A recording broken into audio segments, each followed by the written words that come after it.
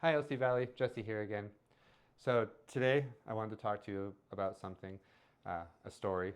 I'm here with Joel's mom and dad, and as we all know, Joel just recently was involved in a car accident. Uh, this story is about a story of a family in need. So I'm going to introduce them. This is Joel's father and mother, and would you like to talk to us a little bit about Sure, just sure, anything you want to talk about? sure. This is my wife Shelley. I'm Ben. Um, Joe's my son. Joe became my son. I married his mom 36 years ago or so, 37. He was 4 years old. Raised him as my son. He's my baby. And, raised him, taught him everything he knows, how to work, everything. On Sunday, he was doing so much talking. Shelley and I were saying, wow, he's talking about football, he's talking about old people, he's talking about job, the oil fields, where he's worked and all this stuff, and what he was doing at his job and all this thing. It was really out of character. And to me, when I hear people talk like that, usually it means they're trying to get everything off their chest. The day that it happened, mom goes to work, and who knows why she had a major headache at that time. So I had to go get her. She had a major migraine headache. Couldn't see, couldn't do anything. Joe was here. We don't know why he came back, but he was supposed to be at work. But he came back for something, and then he wasn't feeling good. So we don't know if he came back for some medicine or what. But he started to drive back to work, and as far as we know, he didn't get there. It got ejected. Reason why he got ejected was his car seatbelt was broken. He had just bought it a few months ago. His seatbelt was broken, didn't have time to fix it. And that was the reason why he got thrown out of the car. Why we're trying to raise money is because my wife and I don't have it. We don't have, what say about $6,000 is what it's going to be. Reason why we don't have the money is I spent 7 months in Seattle having a liver transplant. And you're just fresh out of that almost. Sent us to Spokane. Spokane says, just looked at us and said, you got to go to Seattle, get a liver. The only thing wrong is you're 68 years old and you only can hit a liver till 70. After 70, you don't get a liver no more. They won't do the transplant after 70? No. Go up to Seattle, spend $3,000, come back. Go up to Seattle, spend $3,000, come back. So in November, we finally went up there. The doctor walks in, he says, no, you're not going home. We're going to put you in the hospital. I think on the third day there, they says, we got a liver for you. They bring me down, they prep you, they get you ready, they come back out, and they say, the liver was worse than yours. You can't get it. A couple of days later, same thing. We got a liver for you. Minister comes in, prays with you. You go down, you get all prepped up, you get all ready to go into the room. So, no, it's not your time. So they did that 11 times. Brought him down. Was not the right one, wasn't available, whatever. 11 times. And then on the 12th one, they came in and said that they had a living donor, that person that had walked in and offered to donate partial liver. And so they take part of their liver out and give it to Ben. Because the liver is the only organ in the body that regrows. And then in 3 months, his grows completely to full, back to full, and theirs does also in 3 months. That's amazing.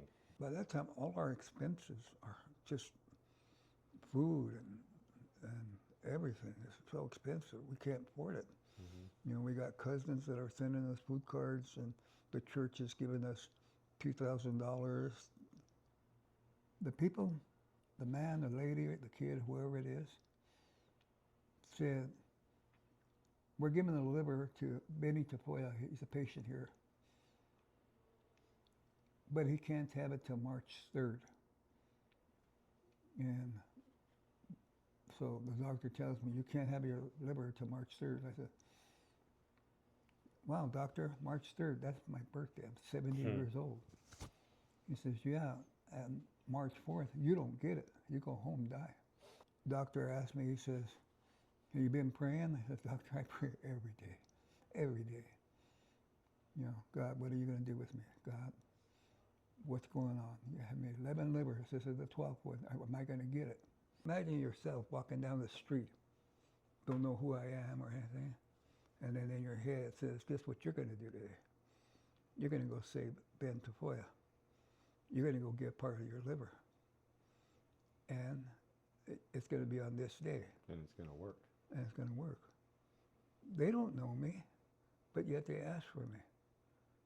He doesn't know who they are. Did you ever find out who it was? I wrote him a thank you note. And really my thank you note was, I can't thank you enough for helping me live. It really means a lot to my wife, my sons, and everything. But I'm going to tell you one thing. I don't want to know who you are. Because if I know who you are, then I won't be a soldier of God. I won't be able to tell God that you're real. I won't know who it is that gave me the liver. Could be you, could be it, there. And I want to thank you. I always want to preach you. Hey, you know, God's real. God's real. God's real. I wanted to have a reason to go tell everybody God is real. Yeah. We don't know if he has life insurance or not, but the funeral home's not going to wait to find out if we have life insurance or not. And if we do have some, if he does have some, who's he going to leave it to? You know, we don't know that. But he's our son, and we have to come up with it. So what we're trying to raise is $6,000 to cover just that. You know, not to get rich or anything, but to cover the funeral expenses. You know. His costs. Yeah, Our car blew an engine. Yeah. So that was $11,000 to put in there while we're in Seattle, because she has no way to get up and see me. He's our son. He doesn't have a wife. He doesn't have kids. It's mom and dad. And it's hard. We have $6,000 sitting around? No, we don't. And this is why we're trying to raise some on GoFundMe. That's exactly why we're here, is to help see if we can't get the word out to his friends and other people in the community. We all, a community that takes care of the members in its community, you know. Is there anything that you would like to share about Joel to the community?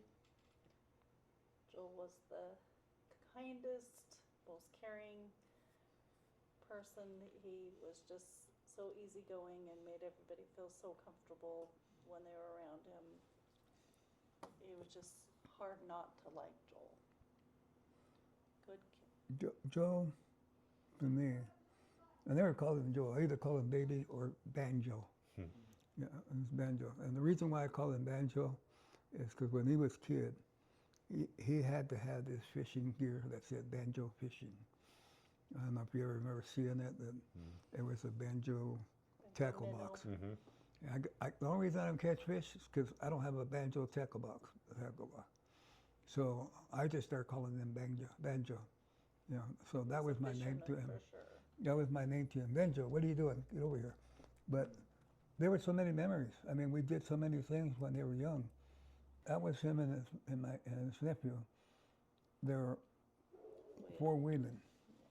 And they always, he was like a big brother to my grandson.